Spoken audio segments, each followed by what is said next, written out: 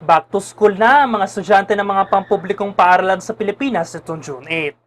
Kamusta naman kaya ang unang araw ng pasukan? Alamin natin ang laman. Siksika ng bumungad sa unang araw ng pasukan sa San Francisco Elementary School sa Quezon City nitong June 8. Tanghali ng pinuntahan ng BCRC3 ang eskwelahan para sa panghapong klase at ito ang aking dinatnan. Kumpulan ang mga magulang at mga estudyante na naghihintay sa gate ng paaralan. Kapansin-pansin din ang pababangkaling ito na dinadaanan ng mga estudyante. Bagamat sarado sa mga oras ng klase, kumpulan pa rin hindi lamang ng mga estudyante kundi pati na rin ng mga tricycle na naghahatid sundo sa mga batang papasok at pauwi na galing ng eskwelahan. Sa pag-iikot-ikot naman natin sa iba pang paaralan dito sa Quezon City, partikular na sa Masambong Elementary School at Masambong High School ay maayos naman ang unang araw ng kanilang balik eskwela.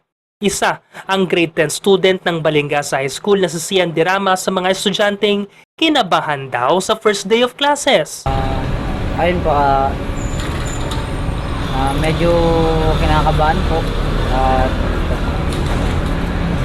at medyo excited po. Kabado man, excited pa rin si Dirama dahil bukod sa may bagong matututunan ay makakasama niya ulit ang kanyang mga kamag-aral. Bago po akong matututunan at marami po akong makakilala na mga bagong kaibigan po. Para sa kanya, ang pag-aaral ay isang hakbang patungo sa pangarap. Ito ang tulay para makapagtapos at maging successful sa buhay. Pangarap ko po sa buhay, maging chef po. Pero kung di mo po pala rin po, sana po maging star player po ako ng basketball at maging sikat po.